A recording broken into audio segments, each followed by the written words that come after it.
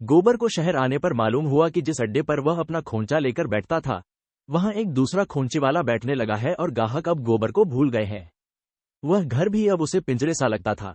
जुनिया उसमें अकेली बैठी रोया करती। लड़का दिन भर आंगन में या द्वार पर खेलने का आदी था।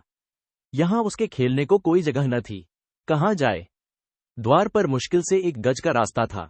दुर्गंध उड़ा करती थी। गर्मी में कहीं बाहर लेटने बैठने की जगह नहीं।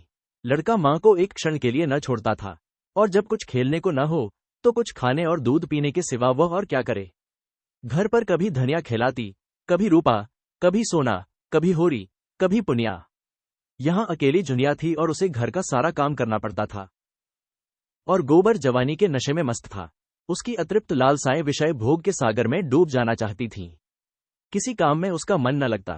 खोंचा लेकर जाता तो घंटे भर ही में लौट आता। मनोरंजन का कोई दूसरा सामान न था। पड़ोस के मजूर और इक्कीवान रात रात भर ताश और जुआ खेलते थे। पहले वह भी खूब खेलता था, मगर अब उसके लिए केवल मनोरंजन था, जुनिया के साथ हासविलास। थोड़े ही दिनों में जुनिया इस जीवन से ऊब गई। वह चाहती थी कहीं एकांत में जाकर बैठे, खूब निश्चिंत होकर लेटे सोए, मगर वह एकांत कहीं न मिलता। उसे अब गोबर पर गुस्सा आता। उसने शहर के जीवन का कितना मोहक चित्र खींचा था, और यहां इस काल कोठरी के सिवा और कुछ नहीं। बालक से भी उसे चिढ़ होती थी। कभी कभी वह उसे मारकर बाहर निकाल देती और अंदर से किवाड़ बंद कर लेती। बालक रोते रोते बेदम हो जाता। उस पर विपत्ति यह कि उसे दूसरा बच्चा पैदा होने वाला था। कोई आगे न पीछे। अक्सर सिर में दर्द हुआ करता। खाने से अरुचि हो गई थी। ऐसी तंद्रा होती थी कि कोने में चुपचाप पड़ी रहे, कोई उससे न बोले चाले। मगर यहां गोबर का निष्ठुर प्रेम स्वागत के लिए द्वार खटखटाता रहता था। स्तन में दूध नाम को नहीं, लेकिन लल्लू छाती पर सवार रहता था। देह के साथ उसका मन भी दुर्बल हो गया। वह जो संकल्प करती, उसे थोड़े से आग्रह पर तोड़ देती। वह लेटी होती और लल्लू आकर जबरदस्ती उसकी छाती पर बैठ जाता और स्तन मुंह में लेकर चबाने लगता। वह अब 2 साल का हो गया था। बड़े तेज दांत निकल आए थे। मुंह में दूध न जाता तो वह क्रोध में आकर स्तन में दांत काट लेता, लेकिन जुनिया में अब इतनी शक्ति भी न थी कि उसे छाती पर से धकेल दे। उसे हरदम मौत सामने खड़ी नजर आती। पति और पुत्र किसी से भी उसे स्नेह न था। सभी अपने मतलब के यार हैं। बरसात के दिनों में जब लल्लू को दस्त आने लगे और उसने दूध पीना छोड़ दिया, तो जुनिया को सिर से एक विपत्ति टल जाने का अनुभव हुआ। लेकिन जब 1 सप्ताह के बाद बालक मर गया, तो उसकी स्मृति पुत्र स्नेह से सजीव होकर उसे रुलाने लगी। और जब गोबर बालक के मरने के 1 ही सप्ताह बाद फिर आग्रह करने लगा, तो उसने क्रोध से जलकर कहा, तुम कितने पशु हो। जुनिया को अब लल्लू की स्मृति लल्लू से भी कहीं प्रिय थी। लल्लू जब तक सामने था वह उससे जितना सुख पाती थी, उससे कहीं ज्यादा कष्ट पाती थी। अब लल्लू उसके मन में आ बैठा था, शांत, स्थिर, सुशील, सुहास। उसकी कल्पना में अब वेदना में आनंद था, जिसमें प्रत्यक्ष की काली छाया न थी। बाहर वाला लल्लू उसके भीतर वाले लल्लू का प्रतिबिंब मात्र था। प्रतिबिंब सामने न था जो असत्य था, अस्थिर था।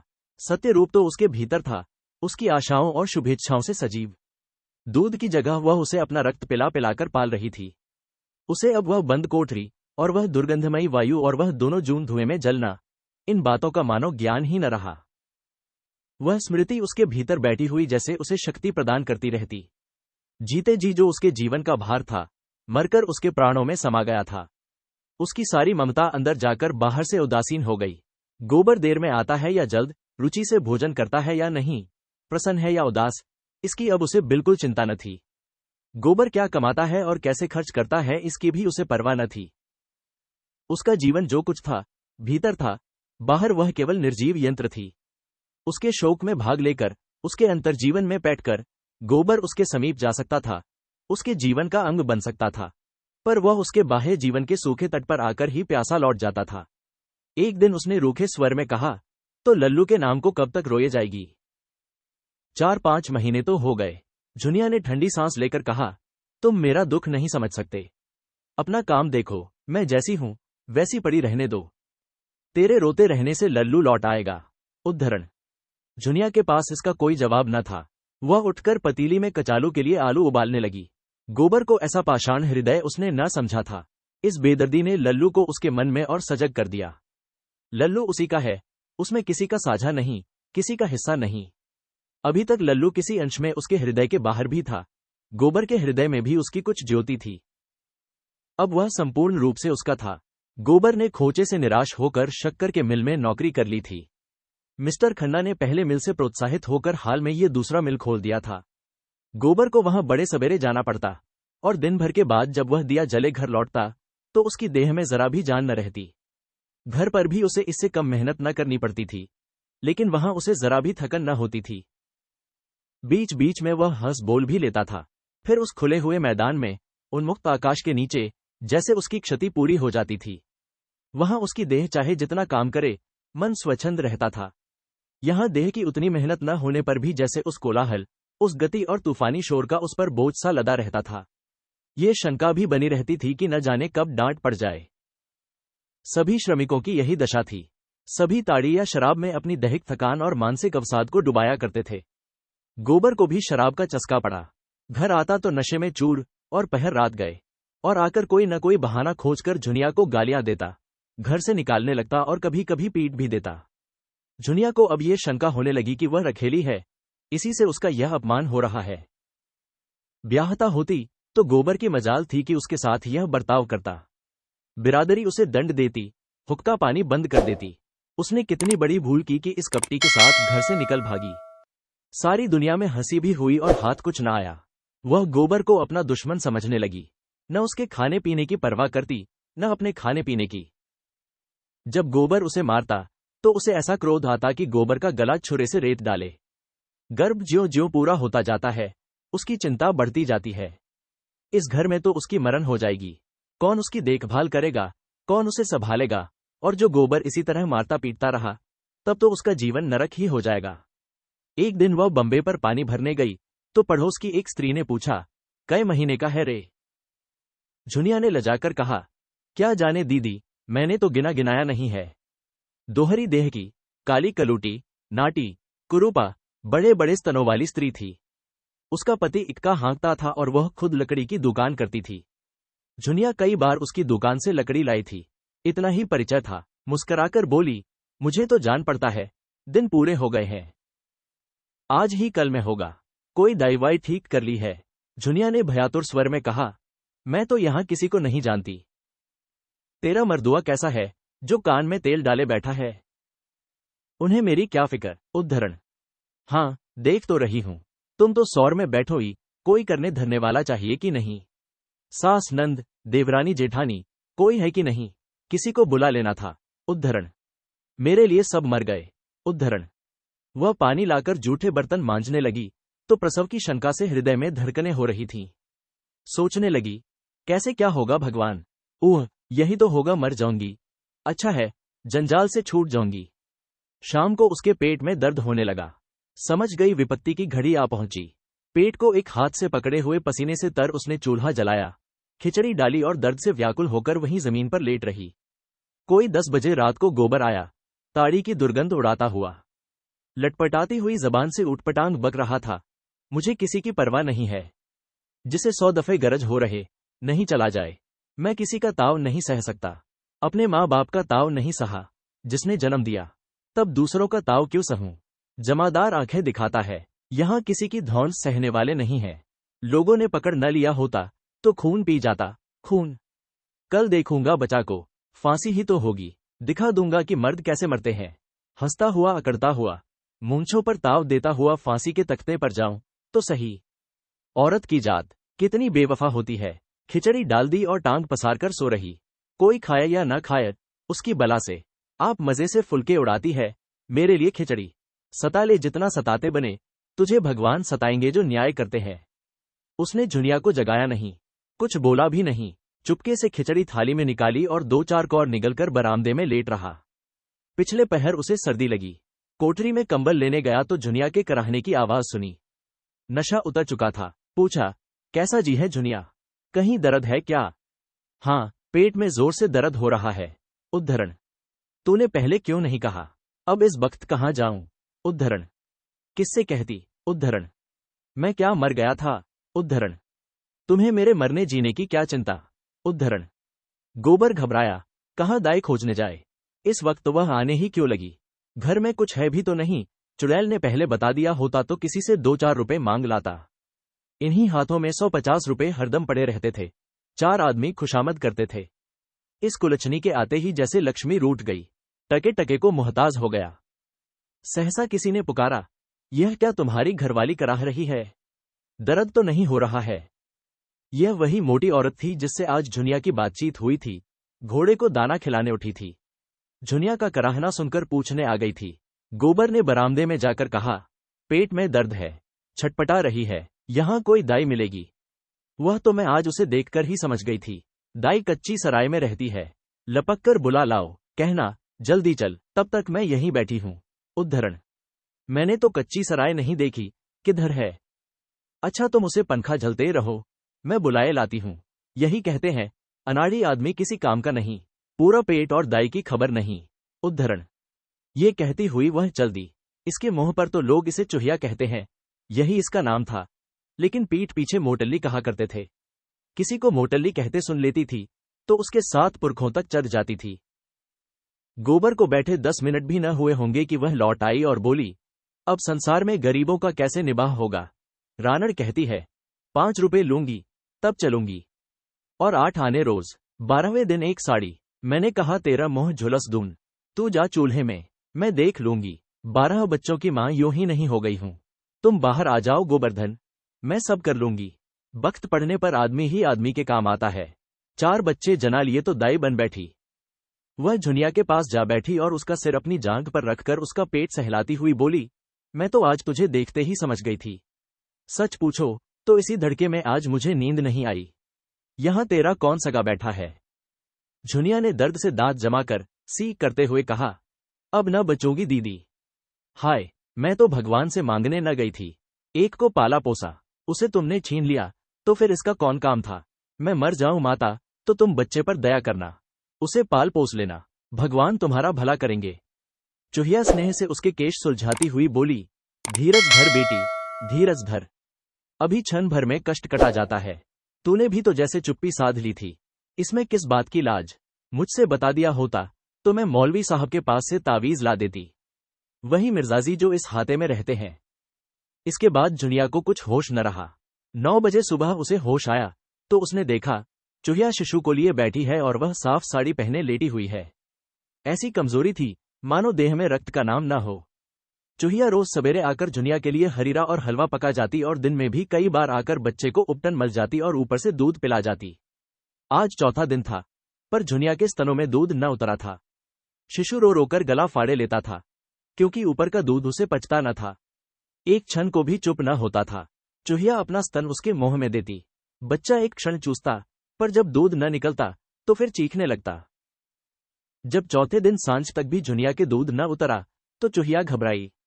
बच्चा सूखता चला जाता था। नखास पर एक पेंशनर डॉक्टर रहने थे। चुहिया उन्हें ले आई। डॉक्टर ने देखभाल कर कहा, इसकी देह में खून तो है ही नहीं, दूध कहां से आए? समस्या जटिल हो गई। देह में खून लाने के लिए महीनों पुष्टिकारक दवाएं खानी पड़ेंगी, तब कहीं दूध उतरेगा।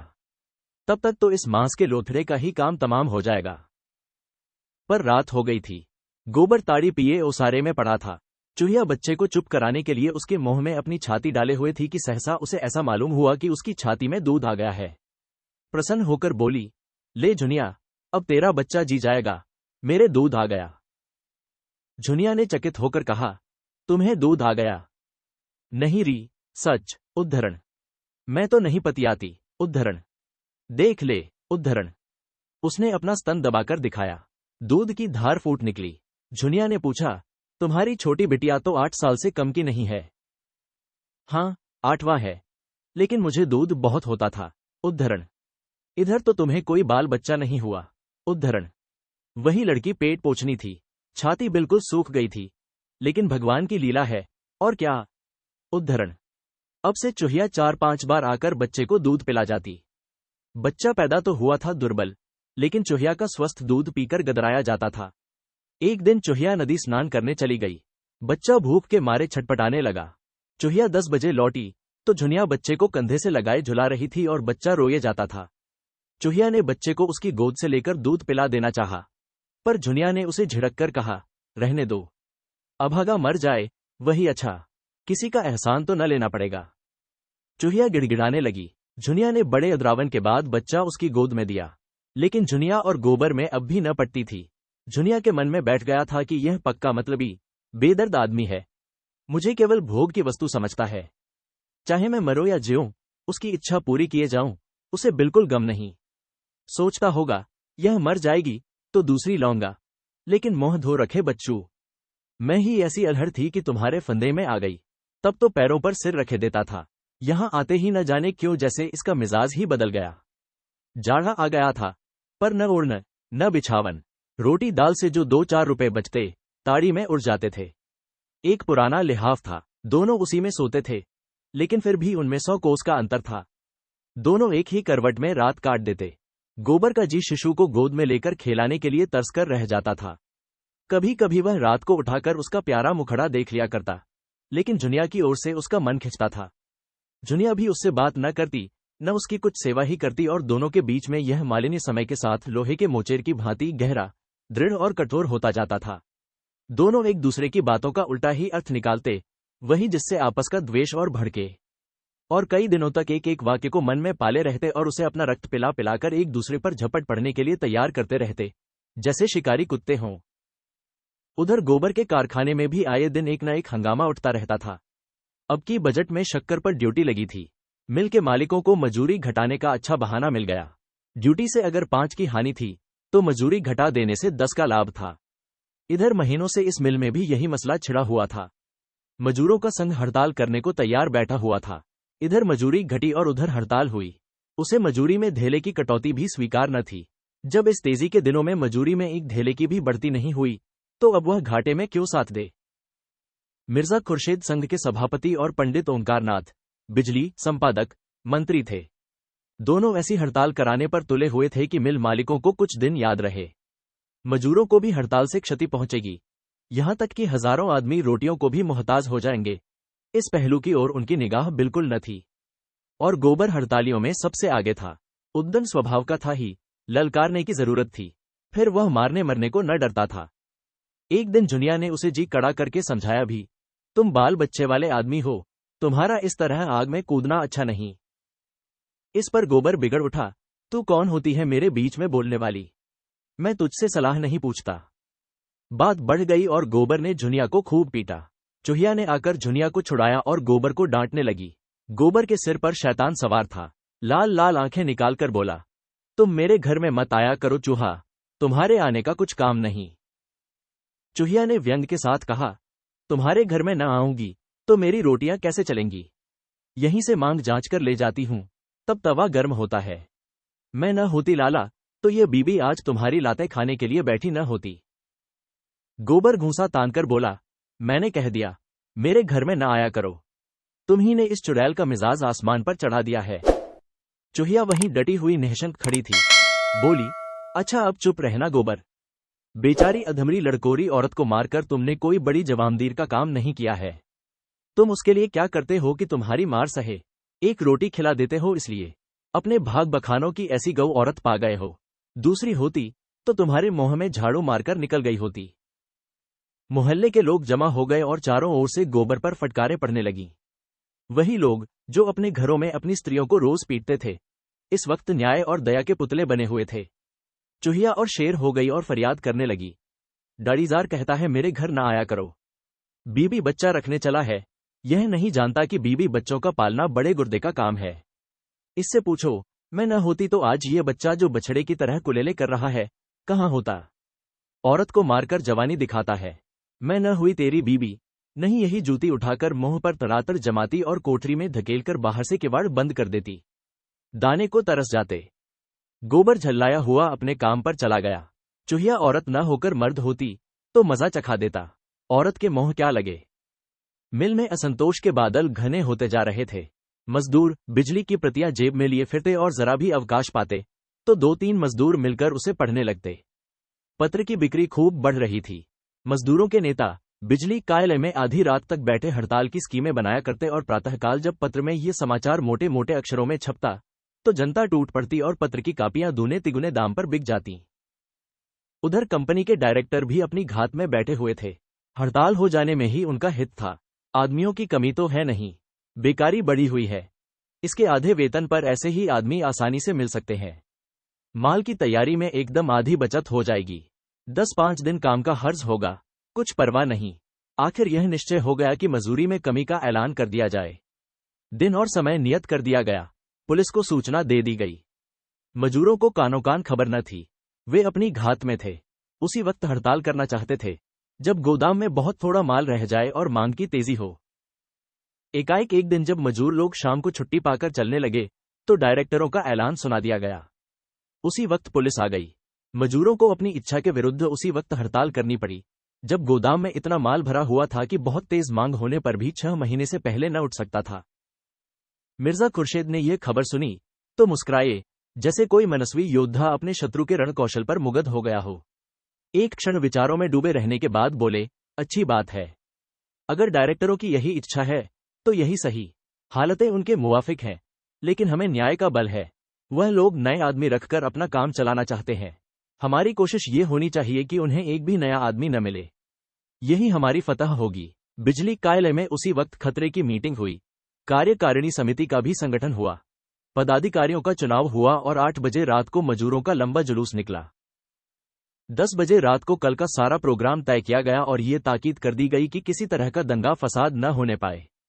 मगर सारी कोशिश बेकार हुई। हड़तालियों ने नए मजूरों का टिड्डी दल मिलकर द्वार पर खड़ा देखा तो इनकी हिंसा वृत्ति काबू के बाहर हो गई। सोचा था 100-150 आदमी रोज भर्ती के लिए आएंगे। उन्हें समझा बुझाकर या धमकाकर भगा देंगे। हड़तालियों की संख्या देखकर नए लोग आप ही भयभीत हो जाएंगे। मगर यहां तो नक्शा ही कुछ और था। अगर यह सारे आदमी भर्ती हो गए, हड़तालियों के लिए समझौते की कोई आशा ही न थी। तय हुआ कि नए आदमियों को मिल में जाने ही न दिया जाए। बल प्रयोग के सिवा और कोई उपाय न था। नया दल भी लड़ने मरने पर तैयार था। उनमें अधिकांश ऐसे भूखमरे थे जो इस अवसर को किसी तरह भी न छोड़ना चाहते थे। भूखों मर जाने से या अपने बाल बच्चों को भूखों मरते देखने से तो ये कहीं अच्छा था कि इस परिस्थिति से लड़कर मरें। दोनों दलों में फौजदारी हो गई। बिजली संपादक तो भाग खड़े हुए। बेचारे मिर्जाजी पिट गए और उनकी रक्षा करते हुए गोबर भी बुरी तरह घायल हो गया। मिर्जाजी पहलवान आदमी थे और मजे हुए फिकैत, अपने ऊपर कोई गहरा वार न पड़ने दिया। गोबर गवार था, पूरा लठ मारना जानता था, पर अपनी रक्षा करना न जानता था, जो लड़ाई में मारने से ज्यादा महत्व की बात है। उसके एक हाथ की हड्डी टूट गई, सिर खुल गया और अंत में वह वहीं ढेर हो गया। कंधों पर अनगिनती लाठियां पड़ी थीं, जिससे उसका एक एक अंग चूर हो गया था। हड़तालियों ने उसे गिरते देखा तो भाग खड़े हुए। केवल 10-12 जचे हुए आदमी मिर्जा को घेर कर खड़े रहे। नए आदमी विजय पताका उड़ाते हुए मिल में दाखिल हुए और पराजित हड़ताली अपने हताहतों को उठाकर अस्पताल पहुंचाने लगे। मगर अस्पताल में इतने आदमियों के लिए जगह न थी। मिर्जाजी तो ले लिए गए। गोबर की मरहम पट्टी करके उसके घर पहुंचा दिया गया। झुनिया ने गोबर की वह चेष्टाहीन लोथ देखी तो उसका नारीत्व जाग उठा।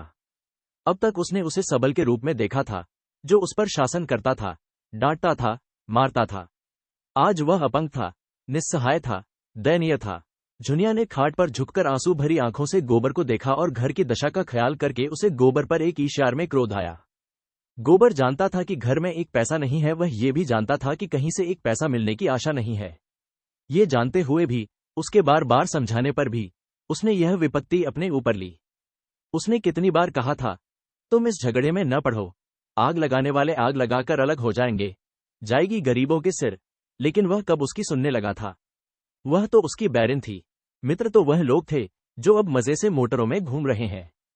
उस क्रोध में एक प्रकार की तुष्टि थी, जैसे हम उन बच्चों को कुर्सी से गिर पड़ते देखकर, जो बार बार मना करने पर खड़े होने से बाज न आते थे, चिल्ला उठते हैं, अच्छा हुआ, बहुत अच्छा, तुम्हारा सिर क्यों न दो हो गया। लेकिन एक ही क्षण में गोबर का करुण क्रंदन सुनकर उसकी सारी संज्ञा सहर उठी। व्यथा में डूबे हुए ये शब्द उसके मुंह से निकले, हाय हाय। सारी देह भुरकस हो गई। सबों को तनिक भी दया न आई। वह उसी तरह बड़ी देर तक गोबर का मुंह देखती रही। वह क्षीण होती हुई आशा से जीवन का कोई लक्षण पा लेना चाहती थी, और प्रति क्षण उसका धैर्य अस्त होने वाले सूर्य की भांति डूबता जाता था, और भविष्य का अंधकार उसे अपने अंदर समेट लेता था। सहसा चुहिया ने आकर पुकारा, गोबर का क्या हाल है बहू? मैंने तो अभी सुना, दुकान से दौड़ी आई हूं। झुनिया के रुके हुए आंसू उबल पड़े, कुछ बोल न सकी। भयभीत आंखों से चुहिया की ओर देखा। चुहिया ने गोबर का मुंह देखा, उसकी छाती पर हाथ रखा और आश्वासन भरे स्वर में बोली, ये 4 दिन में अच्छे हो जाएंगे, घबरा मत। कुशल हुई, तेरा सुहाग बलवान था, कई आदमी उसी दंगे में मर गए। घर में कुछ रुपए पैसे हैं। झुनिया ने लज्जा से सिर हिला दिया। मैं लाए देती हूँ, थोड़ा सा दूध लाकर गर्म कर ले। उद्धरण। झुनिया ने उसके पांव पकड़कर कहा, दीदी, तुम ही मेरी माता हो, मेरा दूसरा कोई नहीं है। जाड़ों की उदास संध्या आज और भी उदास मालूम हो रही थी। झुनिया ने चूल्हा जलाया और दूध उबालने लगी। चूहिया बरामदे में बच्चे को लिए खिला रही थी। सहसा झुनिया भारी कंठ से बोली, मैं बड़ी अभागिन हूं दीदी। मेरे मन में ऐसा आ रहा है जैसे मेरे ही कारण इनकी ये दशा हुई है। जी कुड़ता है, तब मन दुखी होता ही है, फिर गालियां भी निकलती हैं, शराब भी निकलता है। कौन जाने मेरी गालियों। इसके आगे वह कुछ न कह सकी। आवाज आंसुओं के रेले में बह गई। चूहिया ने अंचल से उसके आंसू पोंछते हुए कहा, कैसी बातें सोचती है बेटी।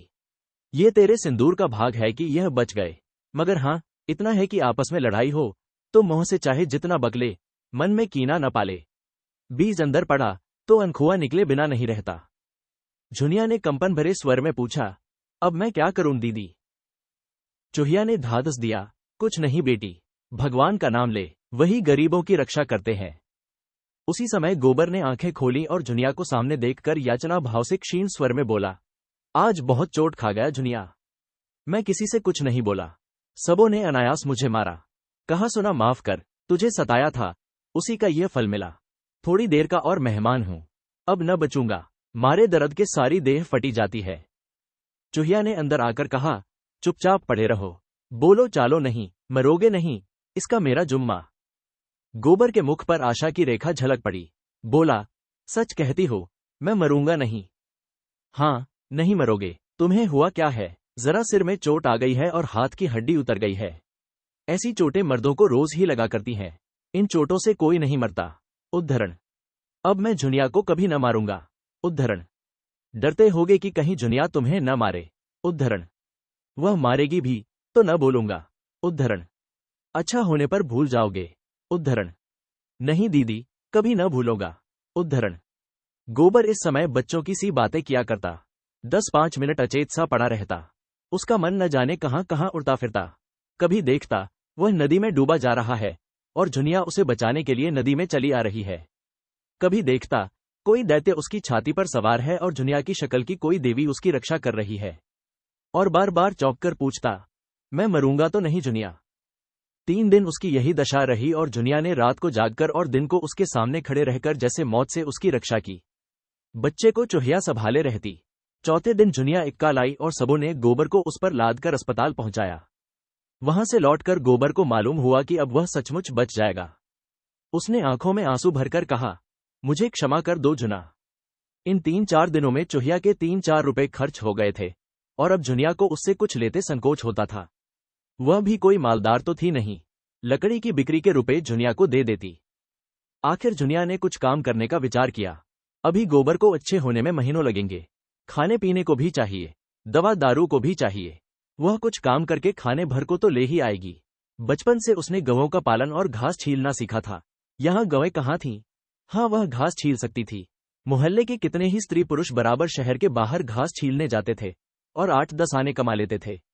वह प्रातःकाल गोबर को हाथ मुंह धुलाकर और बच्चे को उसे सौंपकर घास छीलने निकल जाती और तीसरे पहर तक भूखी प्यासी घास छीलती रहती। फिर उसे मंडी में ले जाकर बेचती और शाम को घर आती।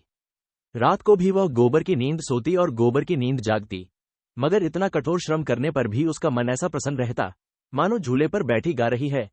रास्ते भर साथ की स्त्रियों और पुरुषों से चुहल और विनोद करती जाती। घास छीलते समय भी सबों में हंसी दिल लगी होती रहती। न किस्मत का रोना, न मुसीबत का गिला। जीवन की सार्थकता में, अपनों के लिए कठिन से कठिन त्याग में और स्वाधीन सेवा में जो उल्लास है, उसकी ज्योति एक एक अंग पर चमकती रहती। बच्चा अपने पैरों पर खड़ा होकर जैसे तालियां बजा बजाकर खुश होता है, उसी का वह अनुभव कर रही थी। मानो उसके प्राणों में आनंद का कोई सोता खुल गया हो। और मन स्वस्थ हो तो देह कैसे अस्वस्थ रहे। उस 1 महीने में जैसे उसका कायाकल्प हो गया हो। उसके अंगों में अब शिथिलता नहीं, चपलता है, लचक है और सुकुमारता है। मुख पर वह पीलापन नहीं रहा, खून की गुलाबी चमक है। उसका यौवन जो बंद कोठरी में पड़े पड़े अपमान और कलह से कुंठित हो गया था, वह मानो ताजी हवा और प्रकाश पाकर लहलहा उठा है। अब उसे किसी बात पर क्रोध नहीं आता। बच्चे के जरा सा रोने पर जो वह झुंझला उठा करती थी, अब जैसे उसके धैर्य और प्रेम का अंत ही न था। इसके खिलाफ गोबर अच्छा होते जाने पर भी कुछ उदास रहता था। जब हम अपने किसी प्रियजन पर अत्याचार करते हैं और जब विपत्ति आ पड़ने से हमें इतनी शक्ति आ जाती है कि उसकी तीव्र व्यथा का अनुभव करें, तो उससे हमारी आत्मा में जागृति का उदय हो जाता है और हम उस बेजा व्यवहार का प्रायश्चित करने के लिए तैयार हो जाते हैं। गोबर वही प्रायश्चित के लिए व्याकुल हो रहा था। अब उसके जीवन का रूप बिल्कुल दूसरा होगा, जिसमें कटुता की जगह मृदुता होगी, अभिमान की जगह नम्रता। उसे अब ज्ञात हुआ कि सेवा करने का अवसर बड़े सौभाग्य से मिलता है और वह इस अवसर को कभी न भूलेगा।